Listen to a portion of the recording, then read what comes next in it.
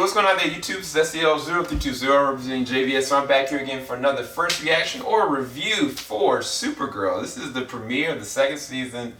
I knew going into the second season that for a fact that Supergirl is going to cross over with Flash again, and not just Flash but Arrow as well, and be a part of this whole new CW station she's on. She's no longer on CBS, she's on CW.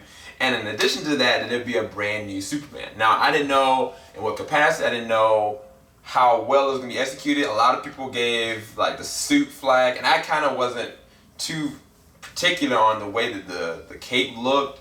But I did see a kind of a small sneak peek of it, and I was like, watching them kind of take this plane down reminded me instantly of like Superman Returns, one of the best moments of Superman Returns of stopping the plane, you know?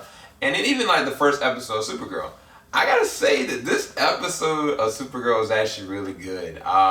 They cut away a lot of the melodrama. They cut away from a lot of the things that kind of like held the show back from a lot of the regards of being a superhero generated show, then more so like I don't want to say a feminist, like pro-feminist, like counteractive of stuff that was going on with the medium, and then also incorporating superhero elements. But this one, it felt like a superhero story unfolding from a comic, and especially incorporating Clark Kent. I gotta say, the dude from Teen Wolf, I forget his name, but I gotta say, he actually did a great job. He played that cross between the Dean Cain and Christopher Reeve Superman. Like, I think, dare I say, his Clark Kent might be the best. Whereas Brendan Routh, when he was Superman, or when he was Clark Kent, I was kind of thinking, man, maybe he did it the best, you know, but no. Like, I gotta say, this guy, he actually is nailing. He truly embodies what it means for Clark Kent, being bumbling, being human, and perfectly human. His name is Tyler Hoechlin. But it was weird because when I see him in Teen Wolf, he's kind of like the domineering, and I think for him to kind of degrade himself to go the Clark route, and then when he is Superman, you can tell those subtle differences. And then his interaction with Supergirl is actually well placed. And I mean, it wasn't like even like a huge villain in this episode. It was kind of like different scenarios that were happening that it took both of them to work together to get the job done. And even seeing Supergirl back, they did a really good job as far as the CG. Because one of the things of going from CBS to CW, everybody was thinking that they were going to lose out on the CG elements. And they might not have as many good, like, heavy CG episodes. But I gotta say, they did a good job with this premiere. Like, the flying sequences look a little bit better, more sharpened. The moments when they were actually catching things and going back and forth, I actually dug it. Lena Luthor, she plays Element in this one. Basically, Lex Luthor had been put under bars by Superman, and she's kind of reconstructing Luthor Corp. Oh yeah, freaking John Corbin makes an appearance in this one. Y'all, if you don't know who John Corbin is, he's a huge villain for Superman, so it's gonna be interesting to see where that goes. And in like Superman and John Jones, Martian Manhunter have like this interesting little beef, and we get to find out that little fleshed out storyline. I was like, these are interesting things, you know. They don't even have to have Superman be there every single episode, but he can pop back in just on the platform of this episode alone. Like, I was like, this is really dope, and I really like that episode.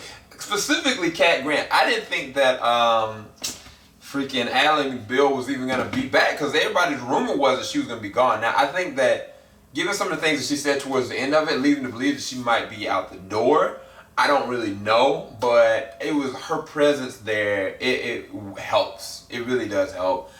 Even with Kara trying to figure out what she needs to be, who she needs to be. The only problem that I had with this episode, and this is the only, I think everything else was great, is the fact that Supergirl is indecisive in terms of her relationship with Jimmy. And this is a problem that I have with the CW in general. If you look at Oliver Queen, season 1, season 2, Felicity, right? Felicity, we love Felicity. Season 3, all of a sudden Felicity she's like, no. Like, I don't know. And she just starts going back and forth with all these kind of melodrama, like, things that don't need to be there, right? I mean, with the Flash, same kind of thing happened with Iris, you know, and yet Iris and Barry still are not together. It's like they don't want to get people together. And I was sitting there, I was like, at least CBS, they at least were like, all right, you know what I'm saying, Jimmy and Kara are going to get together. And it was just like, this episode was just like, why? Why does this, I mean, give her some footing first. Let them at least explore that or have a date.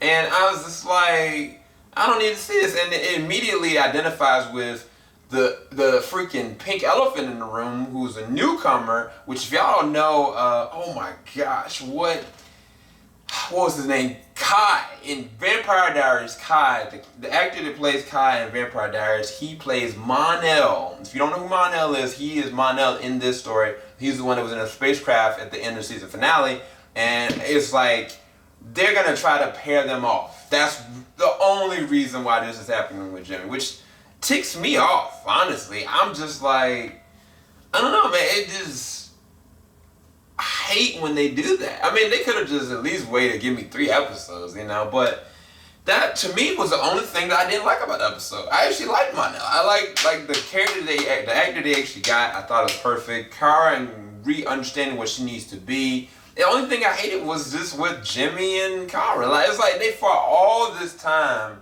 with Lucy and with Jimmy, and then just for her to just be like, nah, dude, that just don't make sense to me. Either way, in spite of all that, I give this episode a 9 out of 10. Hands down, one of the better episodes of Supergirl in the series. A reintroduction to Superman and Clark Kent in general. Like, he did it great. He did a great job. And a lot of people are going to be like, well, what are you saying about Henry Cavill? I think that this is totally different.